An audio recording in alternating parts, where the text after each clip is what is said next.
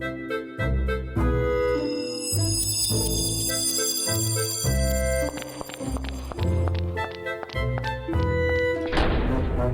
to Puzzling Company, your home for at-home puzzles and mysteries. Here are your hosts, Jared and Zach.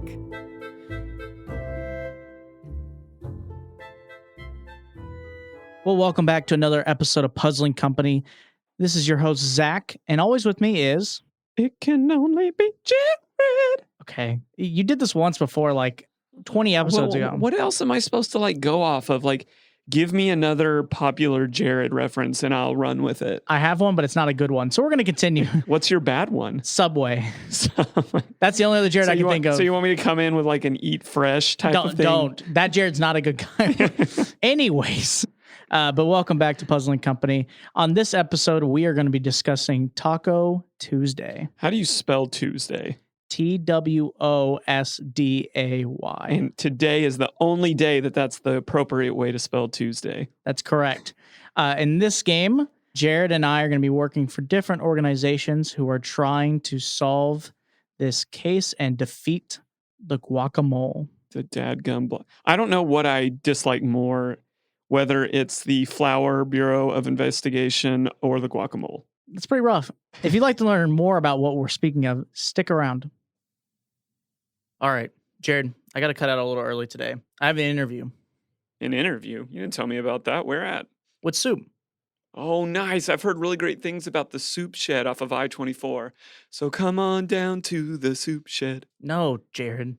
Soup is a society for the observation of unknown phenomena. They actually sent me my first case as a test. Take a look at this folder. Why is this folder full of pictures of me? Well, they are all about documenting the weird and bizarre. If you'd like a chance to join Soup, head on over to crackanutmysteries.com. How did they get this picture of me in the shower? Well, welcome back to Puzzling Company. We are now in the first segment of the show that is where we talk about the game. This is kind of a spot of the show where Jared and I get to discuss the things we liked about the game, as well as, no game's perfect. We'll put out some room for improvements in our opinion, right? This is not meant to dog the game. We love these games just as much as you guys. And we just want games to get better. So 100%. That's what we're all about. Jared, can you please tell the listeners at home or wherever they're at, what is this game about? So narratively, we have been assigned two different organizations that we are a part of who are collectively working to bring down the guacamole, who is this, how would you describe him, Zach? A thief of sorts, a bandit, a rogue-like figure.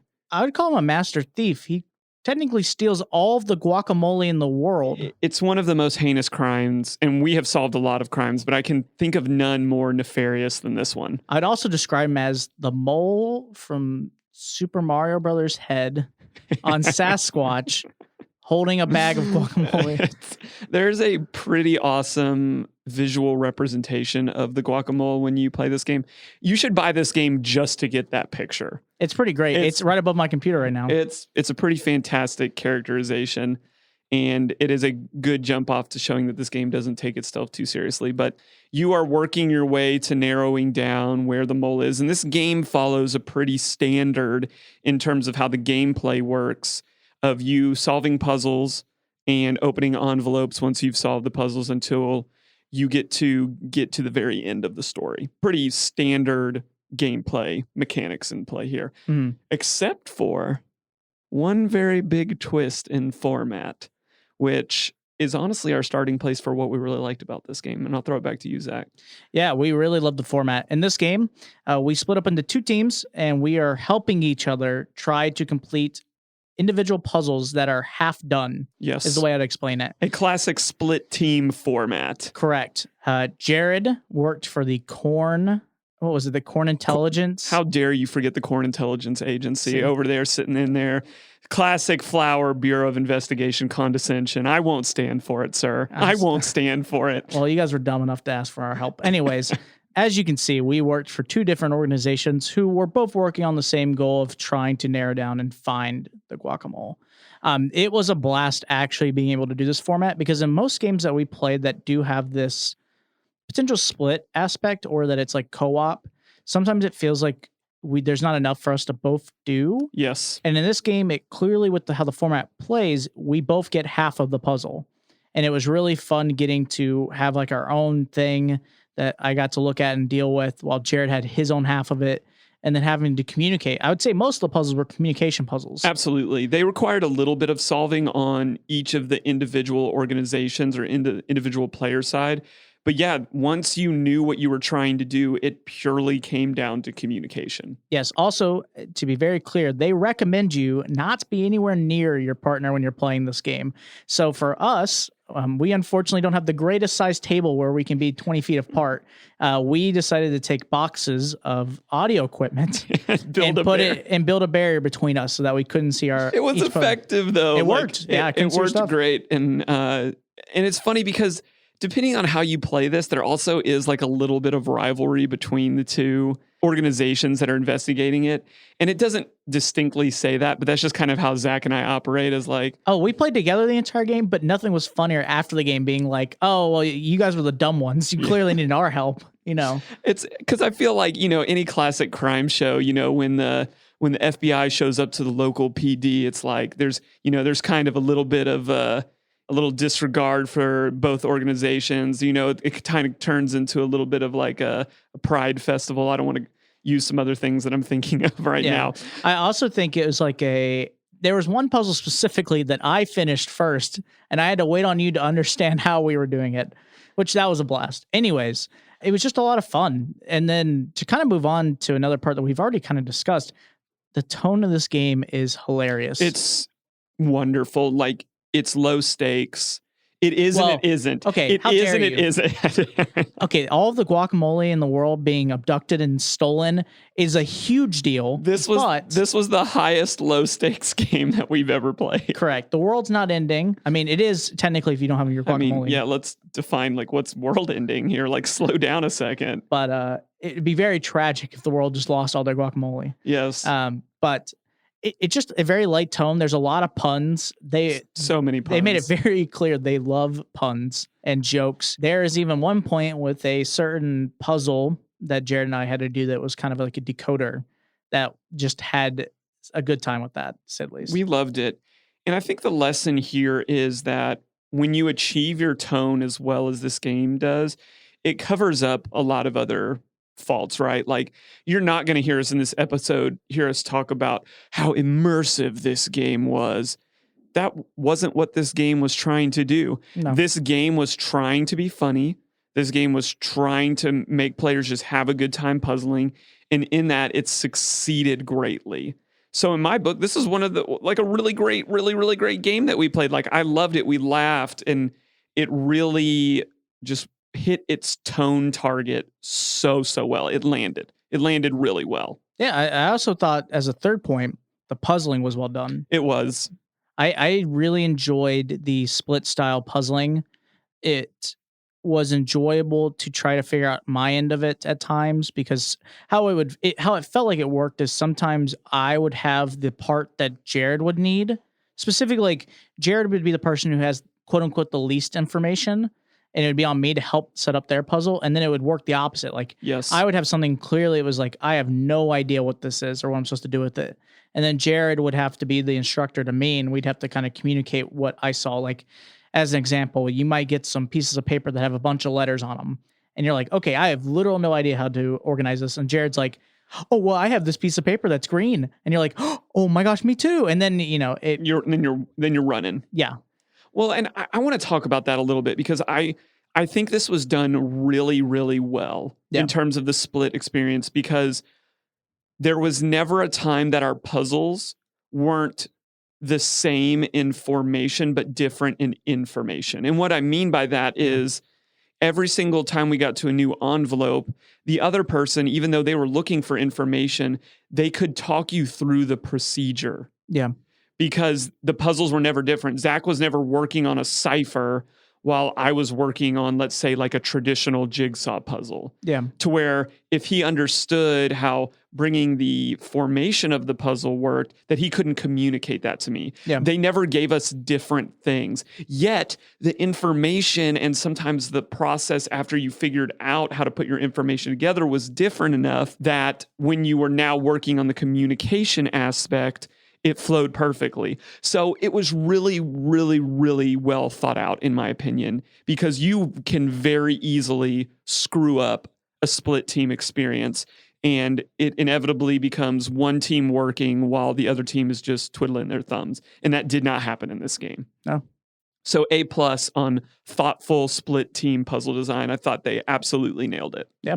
Overall, it was just, we had a blast. Like, we've talked about this before, but any game where we can laugh, where we can give each other a hard time, I think the world needs a mixture of low stake and high stake games to kind of balance each other out.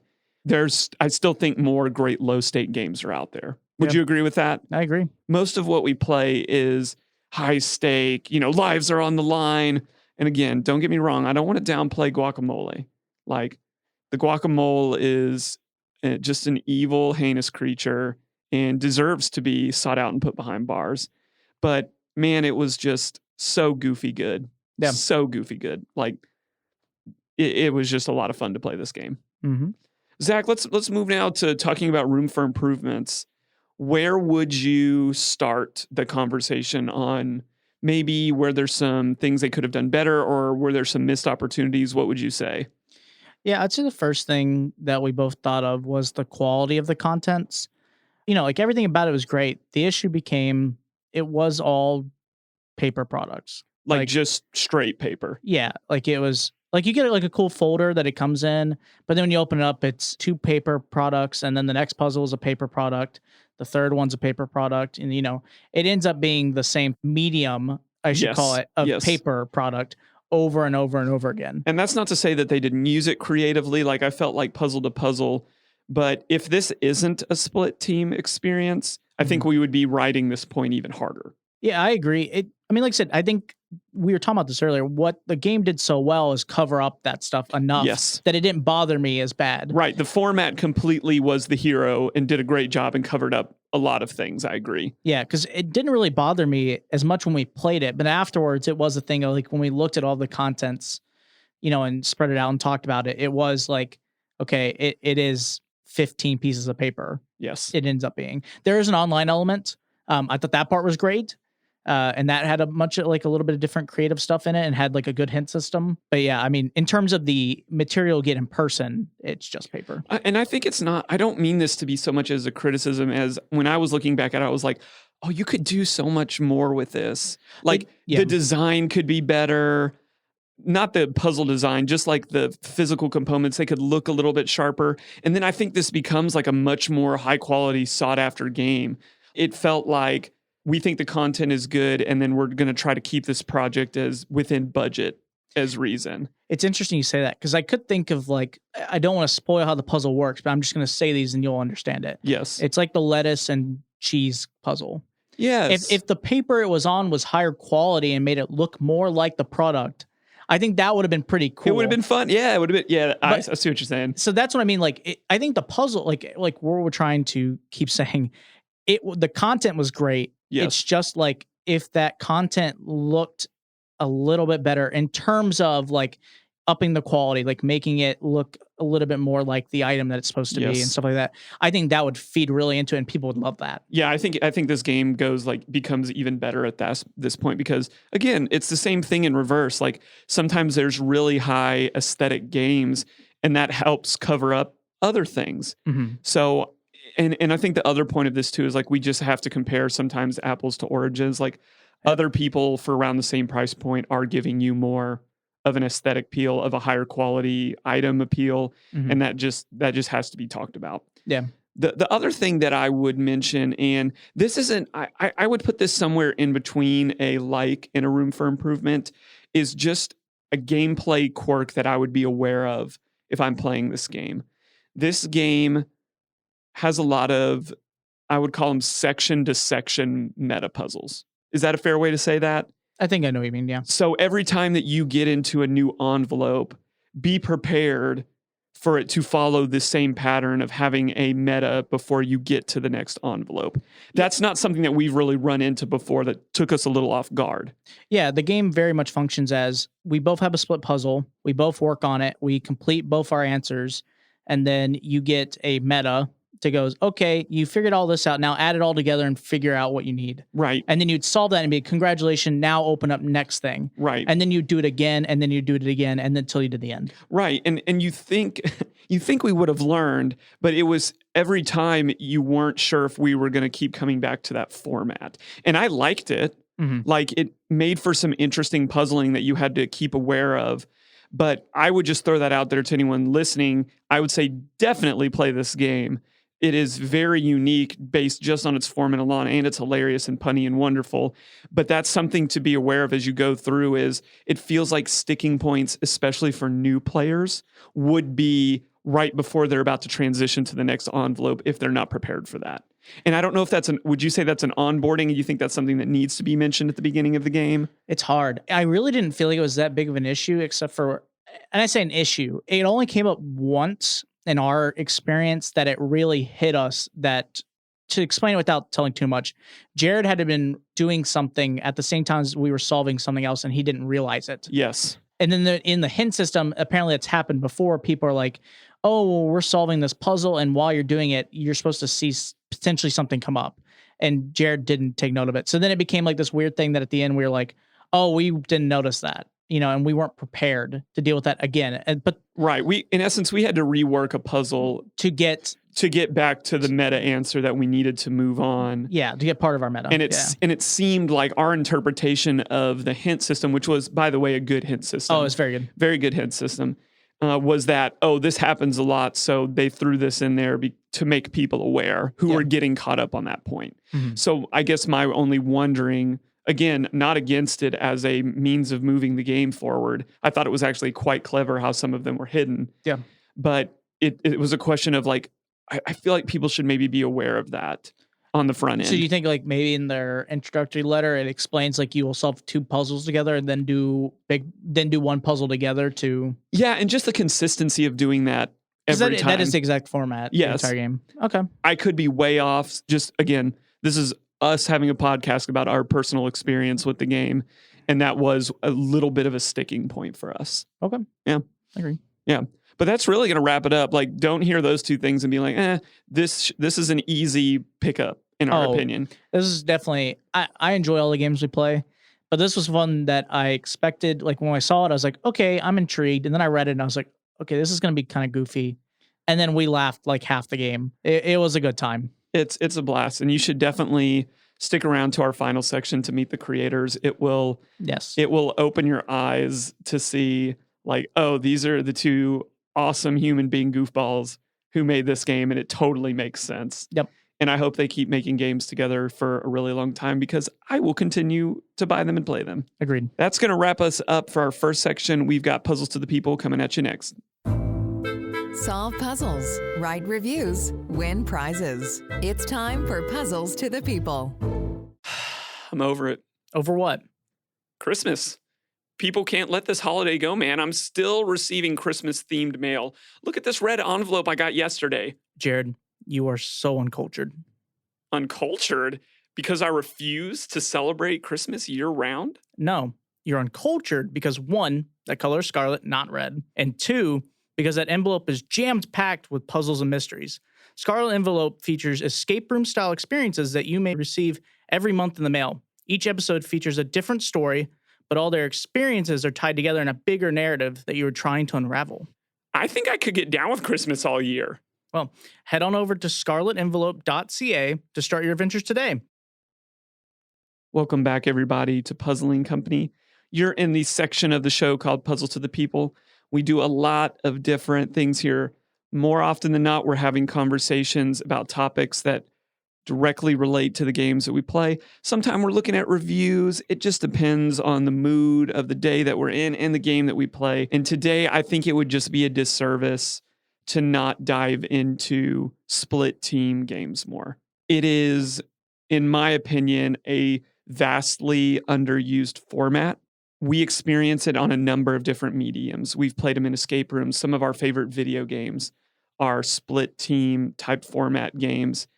It seems underused. Would you agree with that, Zach? Like, I'm trying to think of other games that maybe not their entire game like that, but even like try to utilize that as a part of their game. So, like, to be very specific, you're talking about co-op games that have a split puzzle mechanic in Right. terms of we have to work together and we're solving essentially the exact same thing. Correct. Yeah, not a lot of games do it. Not that I know of. Like, for example, we've played through the We Were Here series, Yes. which is 3 games that you can play on Steam and I think most consoles. Yes. But it is a split puzzle experience in terms of we both get split up in this gigantic castle, without telling narrative, but we're there, and then we both have to solve puzzles, and most of it is pure communication. Like, I have this, and you're locked in a different room. Discuss. Yeah, completely cannot see what the other person sees. Correct. There's the only way that information gets shared is communication. We've played TikTok: A Tale for Two. TikTok: A Tale for Two. That has an element of that. Oh yeah, that's it. That's the whole thing. Yeah. Yeah. But yeah, outside of that, and then of course Taco Tuesday, there's not many games that I remember lately that we've played or that I see a lot that are made purely as split puzzle experiences. I think Unlock has one. Okay. But I don't think we've played that one yet. Not that I know of. Yeah, not that I'm aware of. But I believe there are some other ones out there, but I guess I'm just wondering why not do it more? We see it, like we mentioned, we've played escape room style games. We've had one. Skinner's Box at our Murfreesboro location was a split team experience. Yeah. And a lot of people really enjoyed that challenge. Now it has its sticking points and we'll get there. But Sure. why isn't this format being used more in your opinion? I think, and this is pure speculation, I think it's hard making very good puzzles that are good for both sides. Because you have to make a puzzle that is a good puzzle in general, or a great puzzle, to clarify. But then you also have to make it that it's fun for both parties. Because if, let's say you make a split game experience, but all of it is literally like, okay, I watched Jared do most of it, but I give him like 2 details. Sure. That's not fun. That's not a fun experience for me. But like, I think it's almost difficult to make a game that is so split team based, that has a very good puzzle, but then gives both people enough info and things to work on. And I think that's where most of it comes to an issue, I would guess. So you're speculating that it's purely, you're saying this is a harder game to make. In my opinion, I would think so. It's like creating 2 different experiences, right? You'd have to like make my point of view when we played Taco Tuesday and go, okay, this is what the Flower Bureau investigation has to deal with. And this is how they're gonna flow. And then you look at the Corn Intelligence Agency and you look at theirs and you go, okay, this is how they flow the entire game. Okay, and now let's look at that puzzle as a whole. How does it work well? What does it struggle with? And I think that's just difficult to find puzzles like that work so well as individual puzzles for the person, but then work super well combined. I like what you're saying because you're bringing up the point that you're talking about not just one collective experience anymore. You're talking about 2 wildly different experiences that now have to make a collective experience. Correct. Right? In a classic game, if I'm stuck, I say, Zach, like, I'm not making any progress on this. Does this mean anything to you? That doesn't happen in this game. No. It can't happen at all. And that can create some major, major sticking points. I'll talk a little bit about my experience, if you're cool with that. Sure. So we used to have a game at Murfreesboro Escape Rooms called Skinner's Box. In its first iteration, teams were split into 2. In its second iteration, the team was split into 4 groups. And it was simultaneously a game that people really loved and really struggled with. And a lot of that came to one big thing that I think is so difficult in split team games, and that's pacing. Like you said, your pacing has to add up on both sides. Yep. If one is lagging, the group that is puzzling, and the other group is just sitting there doing absolutely nothing, and they feel completely helpless. Yep. And they may be completely helpless because that person in the other room has the information they needed, or they're not speaking it clearly enough. We watched this game for 3 to 4 years, and I would still go back and make changes to that game. It's so difficult to nail that. It was hard. I from running it and, seeing it as it went on until we got rid of it, right? It was, people really loved it. It was a really fun team-based game.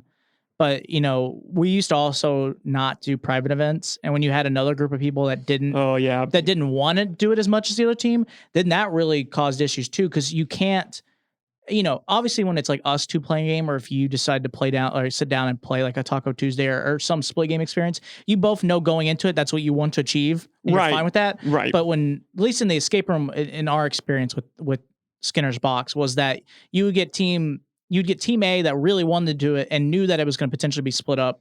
And then when we didn't do private event, you'd have team B come in and they didn't feel the exact same way. Yes. And then when they struggled, it basically became this thing of like, oh, team A was really doing well, but they have to have team B tell them things, and team B would not, or they were so behind that you're like, it was just, it's stunk to watch people get stuck like that, because it felt bad, because you knew both teams wanted to achieve it, and in specifically in that example, team A wanted it a lot more. Yes. It's just hard. I think pacing is a very difficult thing to nail, because even in a non-split experience, it's difficult to nail. Yeah, like, because in Taco Tuesday, I thought they did it almost perfect. And I don't mean that like in terms of like, oh, it was bad because I said not perfect. I think at one point I waited on Jared, but that was because I wouldn't say lucky, but I just kind of figured out the rest of my puzzle, and I was like, okay, I just need to now wait and communicate it to him. But it wasn't an uncomfortable amount of time. No, it's not like a game where I'm like, okay, I clearly have to wait 10 minutes for Jared. Right. That would not be fun. Sure.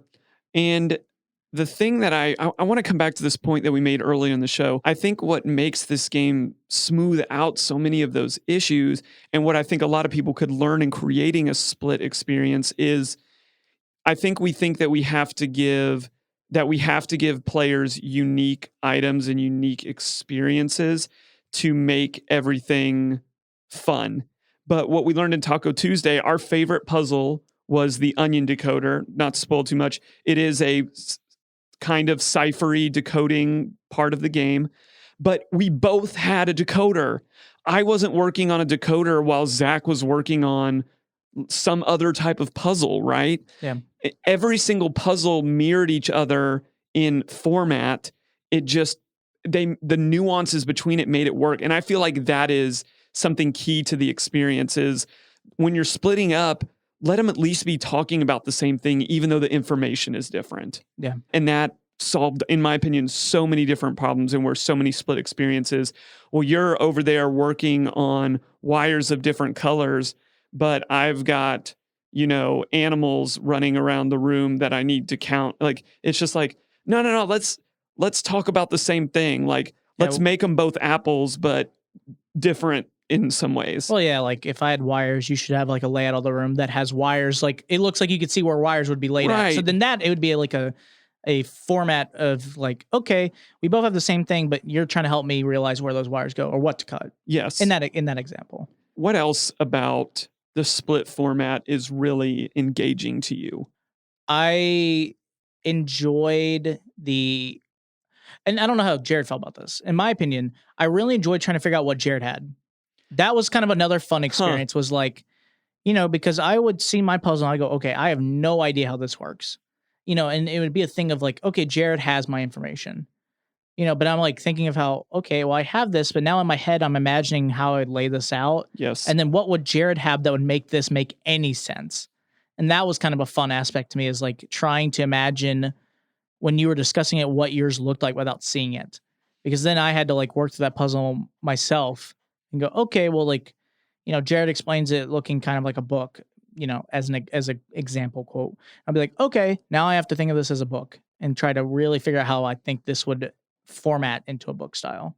I'm going to make a conjecture here. Okay. I think split experiences does teamwork and overall player involvement better than the regular format. Agree or disagree? Interesting. So split does it better? Does it better? Yeah, I'd agree. Why? Because it also makes a thing of that both teammates have to do the same amount of work. Yes, which is, I don't think, always the case for us in any other game. As much as we try, usually Zach or myself solves more. Yeah, it depends on the game. I mean, just like anyone, you have things you are good at or Yes. things that favor your style of gaming. Like when we play like more puzzle hunty, I think I generally do more than Jared.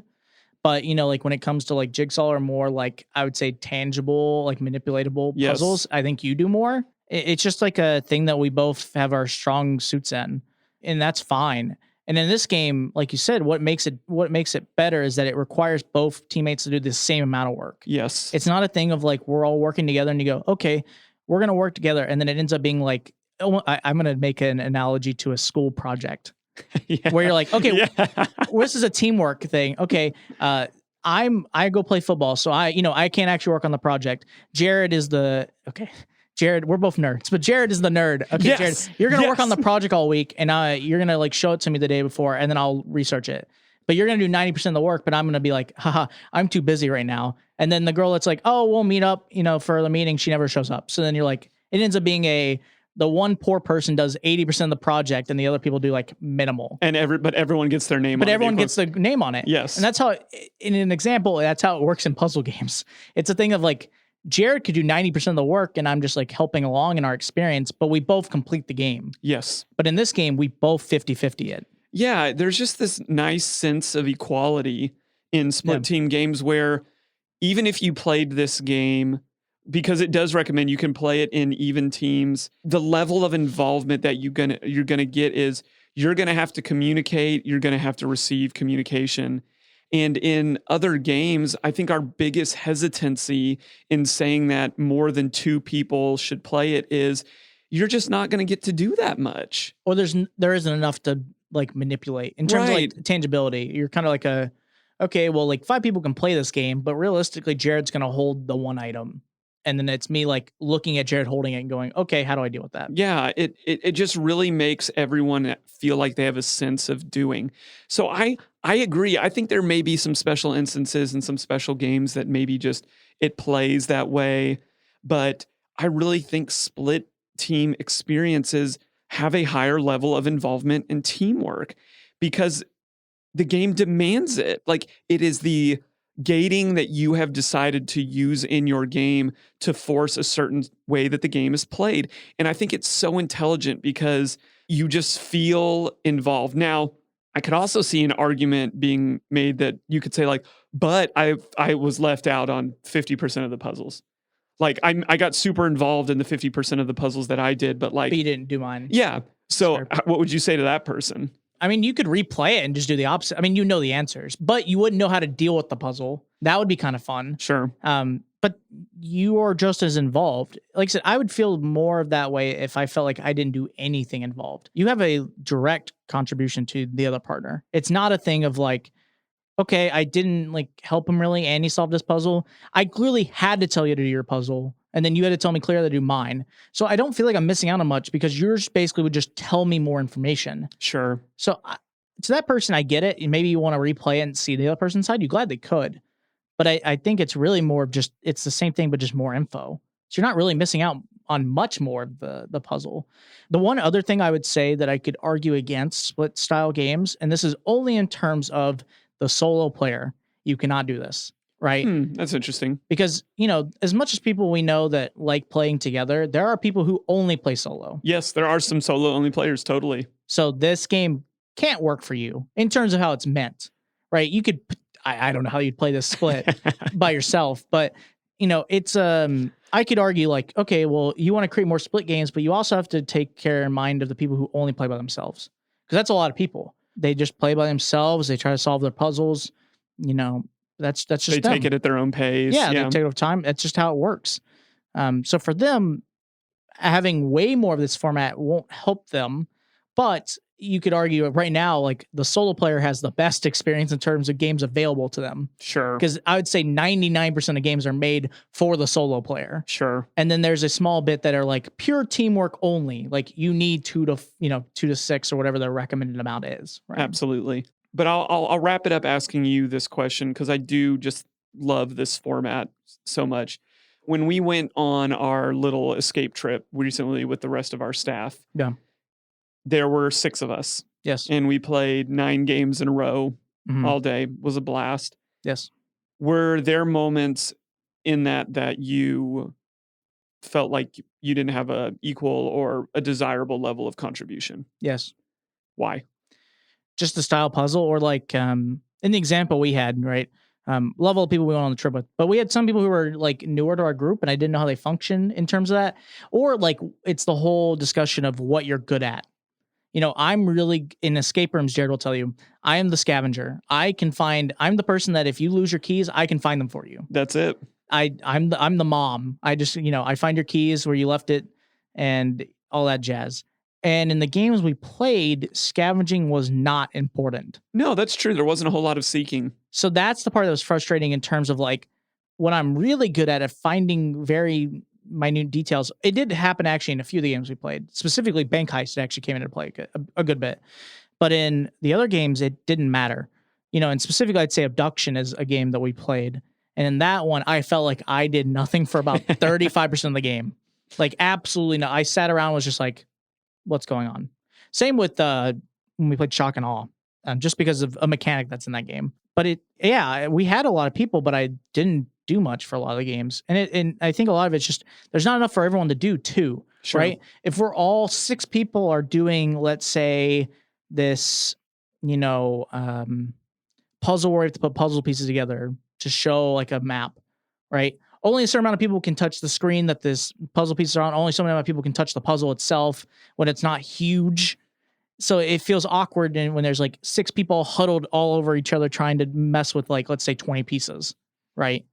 It doesn't work. So someone has to it feels like someone has to sit out to give space. Yes. And then that person does like observing or does some other role. Yeah.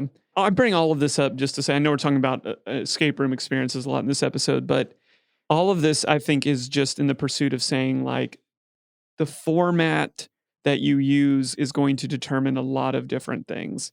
Split, what it does really well is force involvement and teamwork. So if you're out there and you're wondering, I would encourage you to even just mess around. If you never publish it, great, but mess around with the mechanics of Split and maybe even borrow some to put in a traditional format game. I think it does things that a traditional escape room cannot because there is no hard boundary, right? Sorry, I don't mean to cut in this because I know this is going along. I also think this is the perfect format for people to play with friends that never played escape room at home puzzle mystery games. You know why? Because no matter what, if I'm the most experienced at home puzzle mystery person and you're not, we have to work together. That's true. And that honestly excites me more about this game is like, I could take this game and take it to a friend who's never played them and be like, okay, let's play this. And there would be no real, they might struggle a little bit more than I do, but at the end of the day, they have to, they're forced to do as much as I do. They are. And that's fun because they don't feel like it's Zach carried me through all of it. Right. Zach solved 90% of the puzzles. Zach's so smart. I know. He's so handsome too. Wow. All that jazz. You're really amping up. Usually the humble brags are just about like our in-game performance. And I'm just so cool now. Now physical attributes, like the sky's the limit. I'm a god, I'm kidding, of course. Well, that's going to wrap us up for Puzzles to the People. Hang on, we got questions for creators coming next. There are some awesome people who make the puzzles we love to solve. This is Questions for Creators. Dude, I played the best game last night. Jared, I thought we played all our games together. Well, traditionally we do, but this game was designed to be played by yourself. It's called Box One, and it's a new game from Neil Patrick Harris and Theory 11. Jared, I'm hurt. What am I supposed to just believe that there's clearly this made up story of a game that's meant for only one person? And you couldn't even come up with something more clever than just Box One. Okay, you know what? I'm done. Call me when there's a Box Two.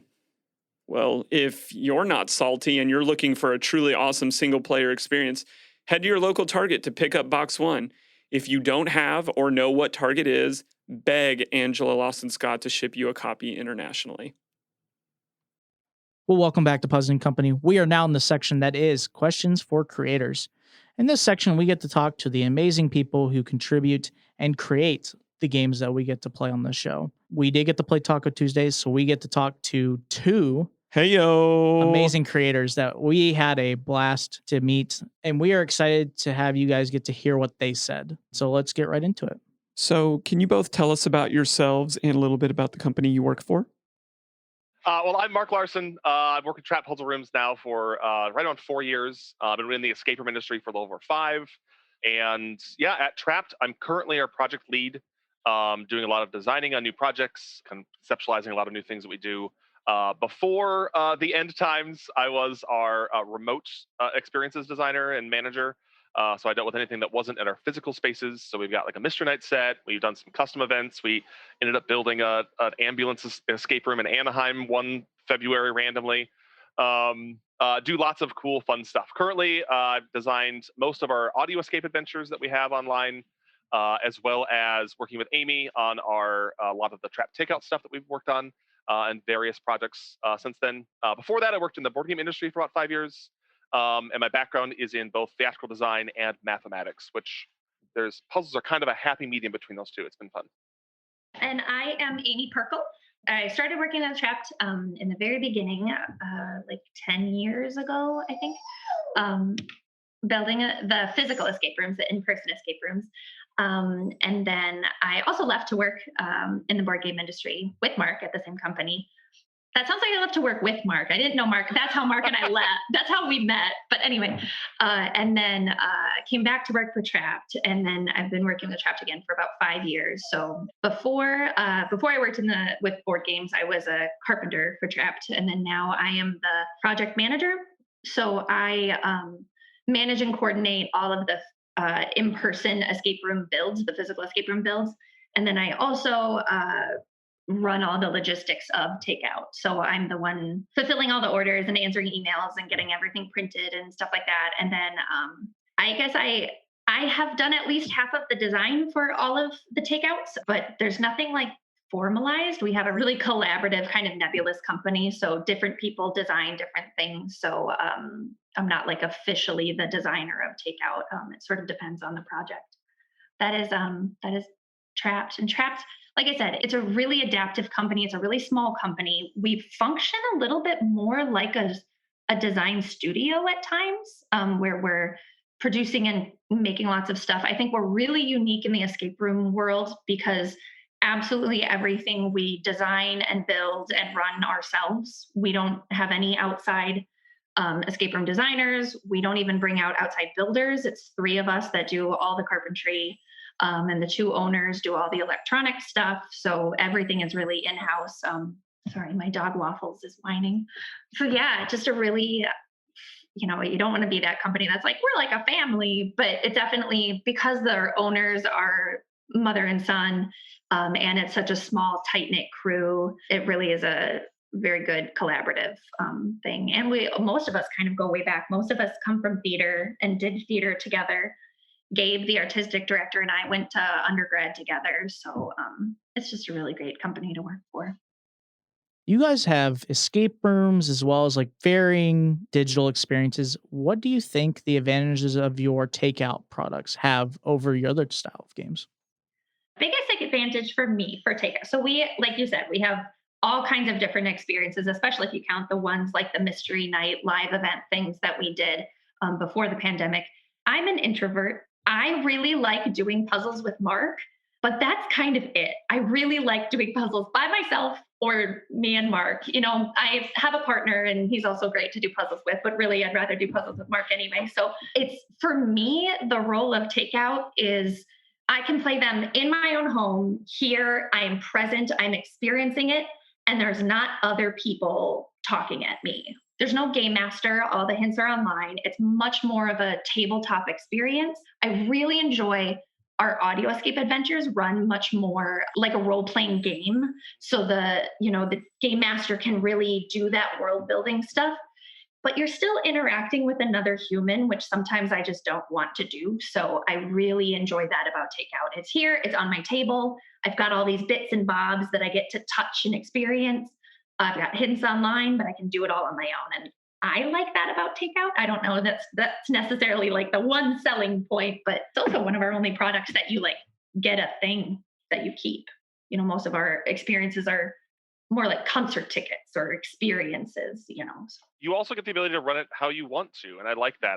There's no time limit. I don't have to kick you out after so much time or like get you through the experience more quickly. We rarely kick people out of our actual escape rooms or our audio rooms. We just try and make sure they see everything because You're not going to come back to see the ending again. I don't want to ruin the full experience for you. We've got cool endings. I want you to see them. But with Trap Takeout, we can design stuff that's has a much wider range of playtime and difficulty, and players can kind of approach it how they want to. You want a long marathon day, you're going to play a huge game all at once, go for it. If you want a couple puzzles here and there to kind of pick on over a couple weeks, fantastic. Our new product that's coming out, I'm sure we'll talk about more in a bit, does that really well. It's got almost 30 puzzles in it. You can play it one a day. You can play gorge mode, as we call it, to play them all at once. And I think that flexibility to kind of meet people where they want to be is a really nice advantage of the Trap Takeout stuff. It's just fun to get stuff in the mail, right? Yeah. Like I got a lot of Lego sets that I ordered just because, like, I just want a package. Just send me some Legos. Yeah. It's so fun. Yeah. Why go the route of making such a fun, goofy, low stakes game? Obviously, you can go any route with this that you want, but it seemed like you guys really enjoyed putting this tone of game together.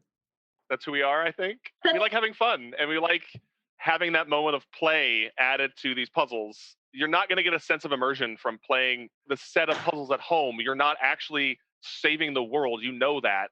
So why try and force yourself down that path, like the serious thing? We want you to have fun. Like, we want puzzles to be fun. We want puzzles to be enjoyable and engaging. And we're going to add some lighthearted humor into that too, because we think that just makes even more fun product, at least for us. It's something that's different. We don't see that a lot. And we like laughing and having a good time. I think, yeah, that's a main draw of it.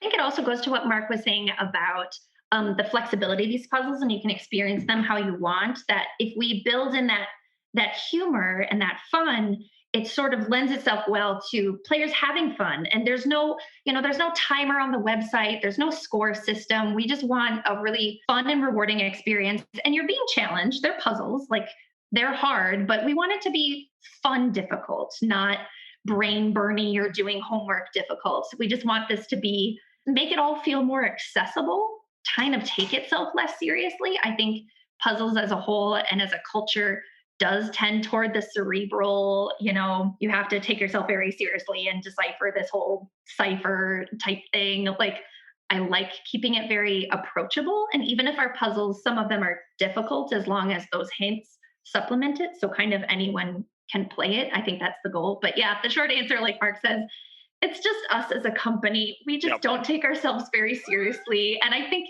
everything we've ever made, our dozens and dozens of experiences, all have at least some puns in them. Like, we just can't help it. I've been working on writing a book for an outside company, and I was like, okay, this isn't a trapped thing. I can't make every answer a pun. And it still is. I just can't help myself. So yeah, it's just us having fun. And with Taco Tuesday in particular, the design process was a lot like how it played. Mark and I just were bouncing ideas back and forth, bouncing things back and forth. And it was just, a lot of it is just trying to make each other laugh. And then it ends up in the puzzle. And so, yeah, we just like making things silly and fun rather than serious and fun. So we've noticed that you guys play a lot with the format of your games, as we've noticed throughout all the different varying games you've made. Why do you guys do that?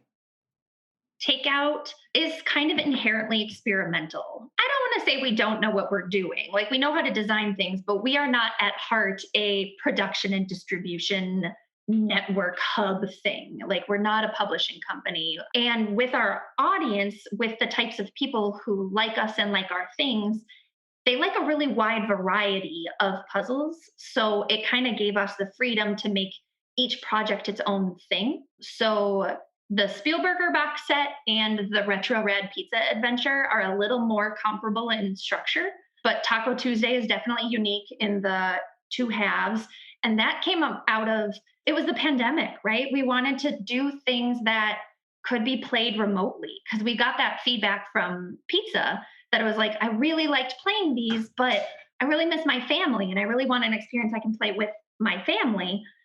So that's where Taco Tuesday came from, is we wanted something, obviously it can exist outside of the pandemic, but it was really because of the pandemic that we wanted something that you could play over Zoom and be working together, not just doing the same puzzles in different locations, but actually doing a unique puzzle that you both needed to collaborate on. And then the puzzle that we're launching today, or the product that we're launching today, is another different structure. It's structured more like an advent calendar where you're doing a puzzle a day, counting down to an important event or occasion like Christmas. But you don't have to do it for Christmas. But if you got one now, you'd get it in time for Christmas type of thing. Yeah, and we'll probably continue to do that. Obviously, some products will be more straightforward. It's an escape room in a box, it's a puzzle box, like a lot of puzzle boxes. But because we're so small and flexible, it gives us a lot more freedom to play with the structure of it. And we don't have to worry as much about like, oh, but does this fit in this line and this precedent that we've set? We can just kind of make each thing its own special experience. It's a big push we kind of had when we pivoted to things during the pandemic. We had to close our physical locations down and try to look at like what we could do. So we have all the audio rooms and Trap Takeout. We had an avatar room and the puzzle hunts and stuff that we've done during that time. And whenever we did stuff, we really had that kind of cognizant thought of how can we utilize this medium in a way that we can't in our physical rooms. So what are things that we can do that we can't do in our, the cool physical spaces? So like our audio rooms, how do we capitalize on the fact that I don't care about physics or time or location and all of those sorts of things. How do I maximize the play space that we have there, despite its limitations? I can give players superpowers. I can make you travel through time and manipulate time in cool ways. I can have a whole bunch of actors that one narrator plays that we can't afford to do in a physical room. The same way with with Taco Tuesday. It was how do we make this cool thing? How do we make a game that is inherently played by people that aren't at the same location? What does that look like? How do we structure that experience? And I really just love Taco. I think it does some cool stuff too. And it forces people to think about how to solve puzzles in a very different way. Also, as much as we like making new and unique things, there's a good chance that at some point Mark and I will make another thing the same structure as Taco. Because I hope so. We had so much fun. Yeah. No, there's a lot of communication puzzles that I would love to do that Taco, I think, really does well. Exactly. And it's just my jam. Mark and I played through all the like We Were Here games.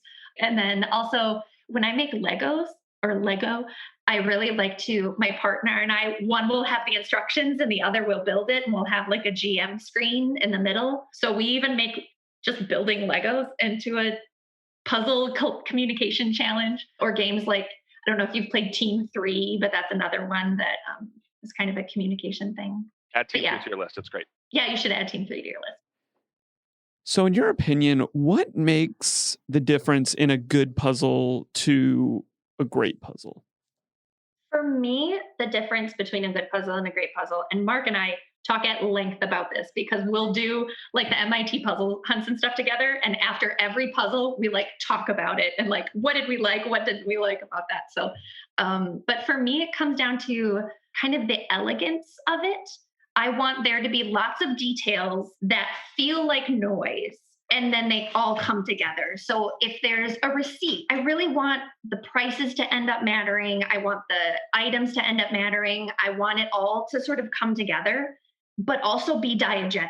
So, and that's really hard as a puzzle designer, especially in physical escape rooms, even more than tabletop experiences, is to make a world feel fleshed out without having red herrings. So that to me is what makes a great puzzle, is having these really detailed worlds, but have all of it matter. I have really different thoughts on red herrings than a lot of people, and it's probably because my background is in theatrical props and like set design. So I sort of think everything that's there should serve what's happening. And if it's not necessary and it distracts, get rid of it. But if it's not necessary and not distracting, I think it can stay. And that's where a lot of puzzlers are like, if you don't use it, it shouldn't be there. But I digress. But yeah, Mark, you should talk because you're better at talking. But you hit it right on the head. I think that's a big part of it is you start off getting lots of things that you just don't know what to do with. But in the end, everything is useful and everything has a purpose. And you can follow that kind of line of thinking that whoever made this puzzle went on when they made it. Like, I hope you think about things like this, and I hope you kind of chain these things together. I've often said, like, I would rather have a good puzzle that's too short and too easy and I kind of forget about, than a puzzle is reaching but doesn't quite hit it and is too difficult and I get frustrated and I can't think about anything else. Like, it just ruins the energy and flow of stuff. So as much as I love talking about like good versus great puzzles are still good. Like, I'm not mad at a good puzzle, but yeah, hitting that great puzzle, it's sometimes flash in the pan. You just try something and sometimes it works, and sometimes you try something and I have on my Dropbox a puzzle graveyard folder that I shove all the puzzles that are like, here's a good idea that just doesn't work right now. Like I can't figure out how to make it work, or it doesn't fit the what we're doing. Like we want a bunch of 15, 20-minute puzzles, and this one's an hour. It goes in the puzzle graveyard. I'll find a spot for it later, or as I've had more time to think about it, it'll come back out. So I think that's another trick of, because we design so much stuff, I have that luxury of being able to just save stuff all the time and like, no, that'll be, I'll use it in the future. I don't need to shove it in now. I'll find something that works better now. I think that's also part of what's really kind of works a lot with trapped puzzles is that I think we try, not that other puzzle companies don't do this, obviously, but it's really important to us that the content of the puzzle and the structure of the puzzle feels thematic. So obviously the content is going to be thematic because it'd be almost weird if it wasn't. But it's also important to us that the structure of puzzles makes sense with that experience beyond stuff like Taco Tuesday, where the structure is so part of it. But even in our other things, we've had puzzles that are like, this is so good, but it feels like it wants to be in like a crunchier experience, or it feels like it wants to be in something different. So we'll scrap it and save it, and we save those things. But yeah, and that was a big thing with our one that's coming out right now. Our new takeout is that the puzzles all wanted to be about the same length. There's a lot of variety within that because again, it's not a physical escape room where you have a timer, so if we say, 10 to 15 minutes, if it takes you 17 minutes, it doesn't matter. But that we wanted them all to feel thematic, the flavor text should make sense, but be interesting, but also sort of cue up the answer, but it also should kind of give you a hint or a starting point without feeling like it's giving you a hint or a starting point. And then the structure of the puzzle, where ideally both the structure and the content are thematic. And then the answer ideally is also thematic, but then obviously the best puzzles like have thematic answers, but then build to something with the meta, which is always just super hard to do, but so satisfying when it's done well. But I think that's it for us. I think there are specific puzzles that are Mark and my like puzzles we will never, ever, ever forget. But even then, it's not necessarily because they're good puzzles, but because something about it is so memorable. I hope he's thinking about the same puzzle that I am. Wait, what am I thinking of, Mark? I don't even know what context. We talk about so many different contexts. Like I'm talking about an MIT puzzle. No, was it MIT or Galactic? It became our national anthem, Mark. It became our anthem. It's in Galactic Puzzle Hunt's 2019 hunt. It's called Unsafe. It is a text adventure puzzle. It is one of the best things I've ever played, and it gave me the most. It took us, I think, like 10 or 12 hours collectively to solve it. It was a long. We also needed a hint on it because we didn't just like Google things. But once we got that, once we had the first aha moment we got, the second one, the hint, I don't think we ever would have gotten, but I was not mad at it. We were stumbling around in the dark for like 4 or 5 hours, which again, puzzle hunt style puzzle, they're designed to be like these long things. Like that's part of the buy-in when you do these. Oh, but it was such a, like, we got to points like, can we do this? Oh, we can do this. Oh, we did that. And then the whole puzzle opens up and it was just amazing. I think it also, that kind of something you said kind of clues into not necessarily the difference between a good puzzle and a great puzzle, but kind of a good puzzle and a bad puzzle is when you get a hint, that feeling of, that's cool, I should have figured that out. Yeah. Like that's a good puzzle. It's always the worst when you get a hint and you're like, really?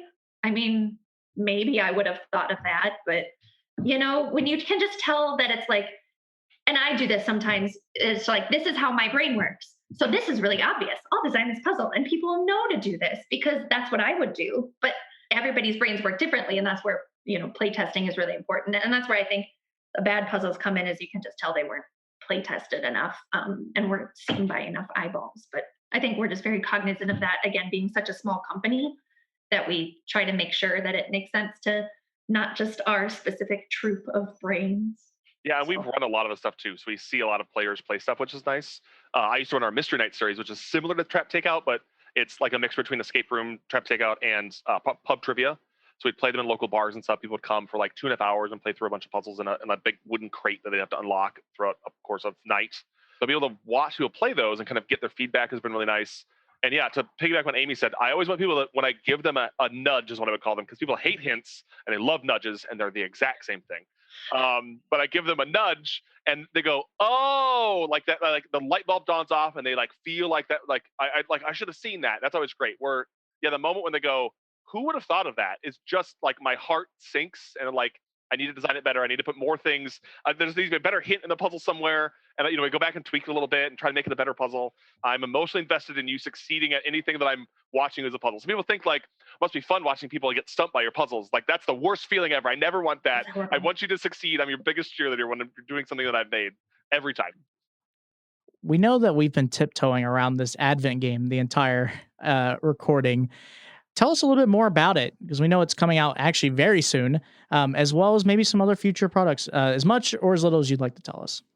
Yeah. So, yep, the confectionery countdown came out on November 5th.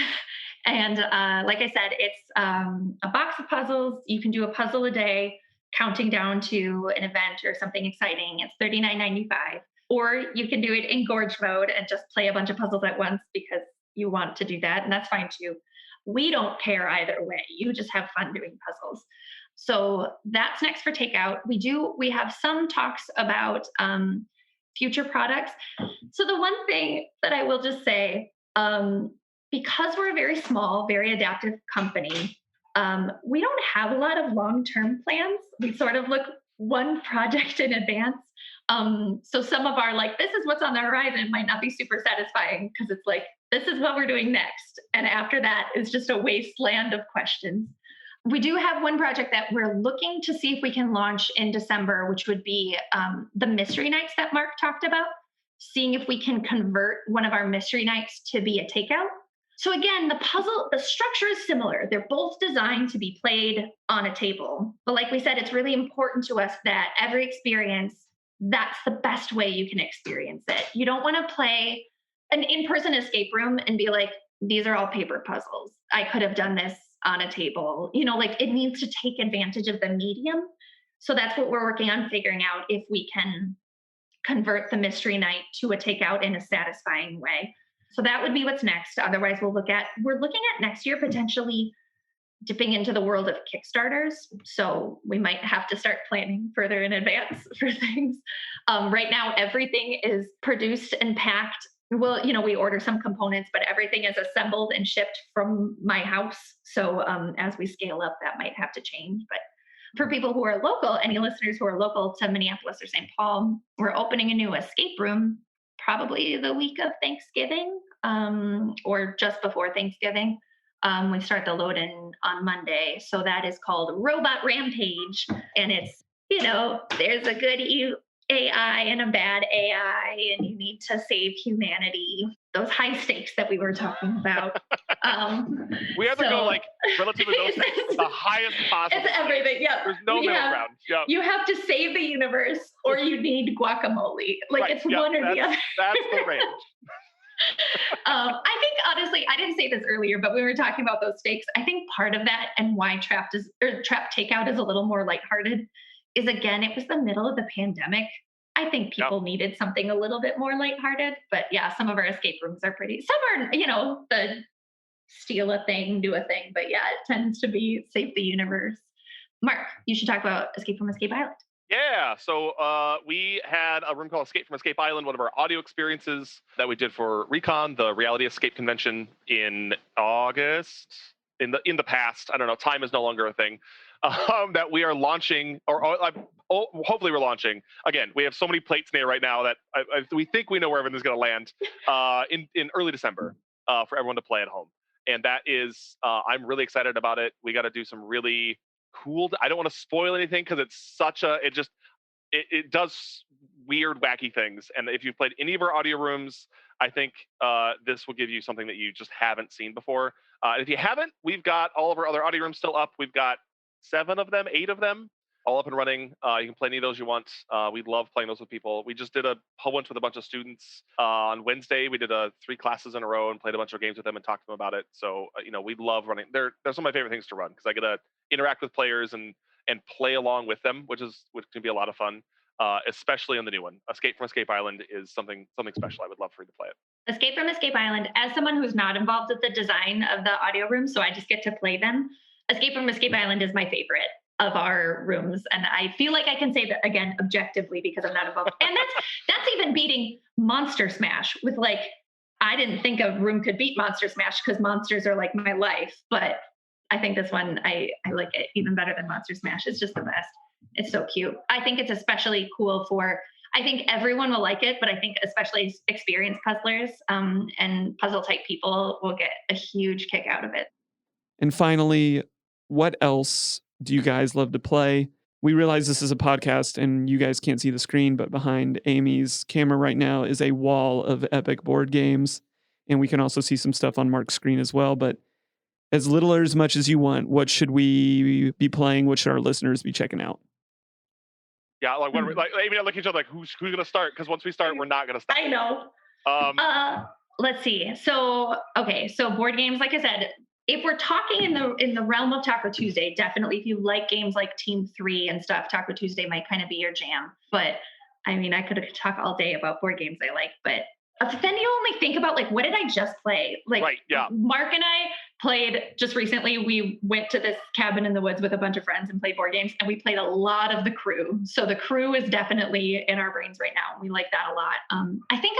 So side note, I think I like games like The Crew because I like games that are like, here are the rules, do it. But then you sort of realize like, those aren't all the rules. We kind of have to figure this out. And The Crew and games like Hanabi, games that when you play them, you sort of realize the unspoken rules. I just love those. Again, meta layers and things. I've been playing a lot of Stardew Valley because it's my therapy when I'm getting overwhelmed, is I just play Stardew Valley.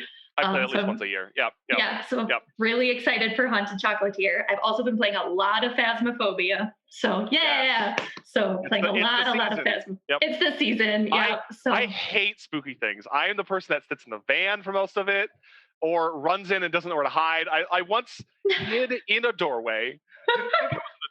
But hid, and then my friends came back and tried to find me. It's like, oh, you just died in a doorway. Like, yeah, I was crouched in a doorway, which was the worst place to hide. Mm-hmm. Yep. I played a lot of Phasmophobia. I also, if we're starting out like escape rooms too, I just recently finally got out to Denver, so I got to do Rabbit Hole and all those awesomeness. But I really liked Homicide Hotel. But again, I'm the opposite of Mark. I love spooky things. I love gory things. I'm designing a murder house just for fun. I doubt Trapped will build it. I'm just having fun designing a murder house. So that's where I'm at. Mark, you should talk more because I'm so excited right now. Yeah, no, I like continue to like add to my list as we're talking about it, like of the things we talk about. Amy and I talked about we have a puzzle hunt team that we play puzzle hunts on. The MIT Hunt and the Galactic Puzzle Hunter are our favorites. And when I say team, there's like 4 of us. It's mostly just us. It's mostly just Amy and I. Last year for the MIT Hunt, we got a few friends that we conned into coming over. I think we had like 10 people for the weekend, and we got like 60 puzzles in, which we felt good about. But yeah, we play them just for fun. We're not trying to win, not even close. Another thing on the vein of Team 3 was the Search for Planet X. I really love. The Cryptid one too. Cryptid, yep. Also, Cryptid's very good. I think the Search for Planet X I really love because I can play that with just about anyone because it's got some nice variability on difficulty. So I can play it super hard, and I can play it with my husband who plays it on super easy, and we can both have a really nice time playing it together, and not to feel like we're, I'm like just playing along so he has a good time or whatever it is. That's been really, really nice for us. Play a lot of role-playing games, as many of those as I can. I never get enough of that. Which is kind of evident in the audio rooms that we do. Like they're very role-playing adjacent. If you haven't played Alice is Missing, you should definitely play Alice is Missing. It's the best thing I've ever played ever. It's so good.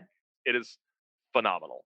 I will say, if you are the type of role player that really likes the like tactical combat side of this is just the exact opposite. It is a very emotional experience. It is one of the most beautiful storytelling things I've ever played.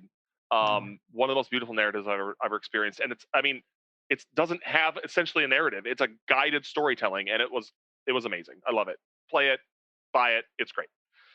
Love it. Can't talk more. It's so good. It's so good. Probably my favorite gaming experience I've ever had was playing that game. Oh, I also really love big social deduction games, and also making big games. So I have a copy of 2 Rooms and a Boom that I have made with the print and play, as well as adding some stuff to it. I think it's got like 120 characters at this point. At this point, it's this huge box. I made a big werewolf set for we went to the cabin in the woods and played that. It's got 45 some characters in it, and now there's a whiteboard behind me that's got like little, you can keep track of things. And I love social deduction games, but I also like making for some reason banking big versions of them. I don't know why. Okay, I talked for a while. Go, Amy. I saw a few things, but we'll get back to me later. Go. Or big versions of not big games, like your copy of Toot Toot or whatever. Toot Toot. What is it actually called? Something Rail. Is it Rail Pass? Rail Pass? I think we always call it Toot Toot.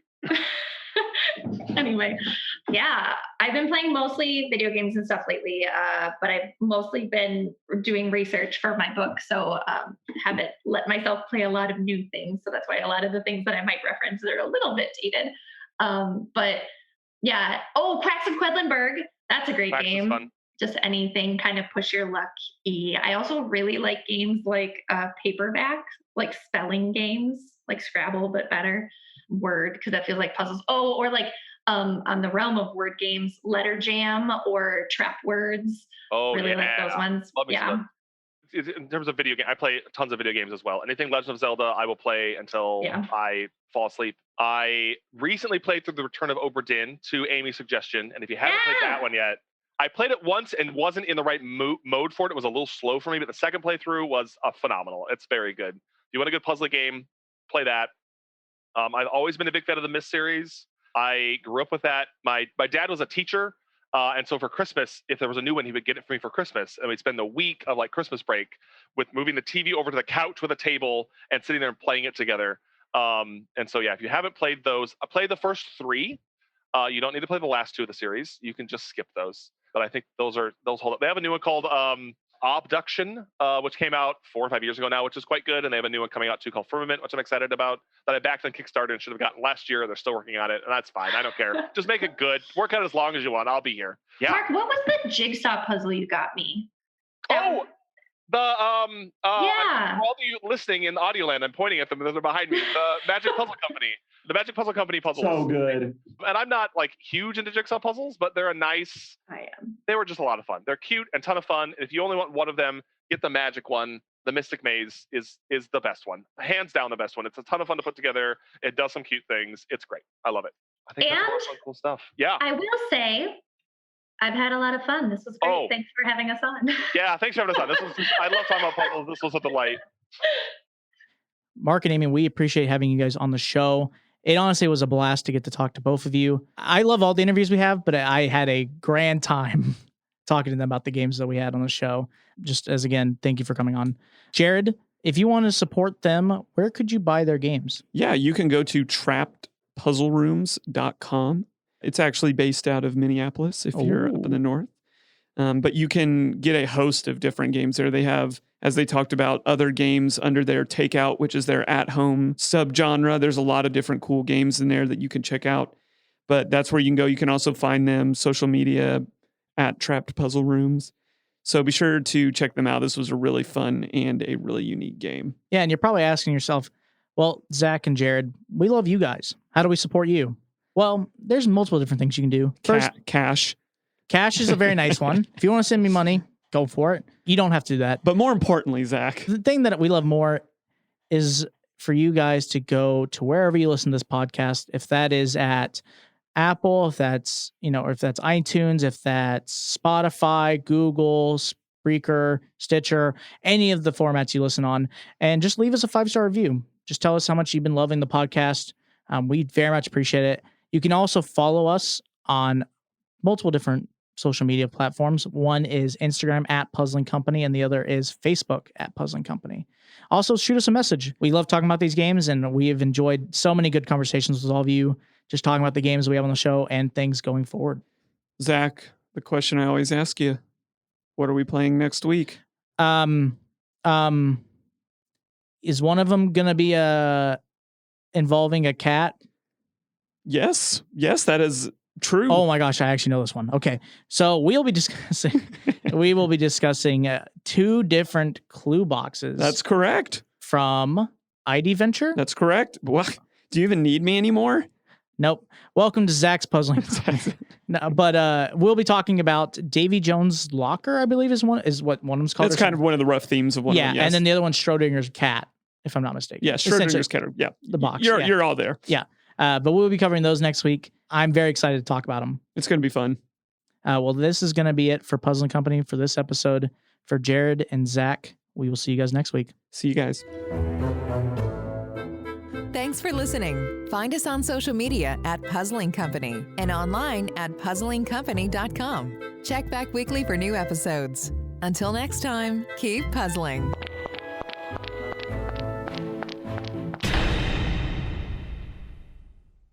This has been Rogue Media Network Podcast.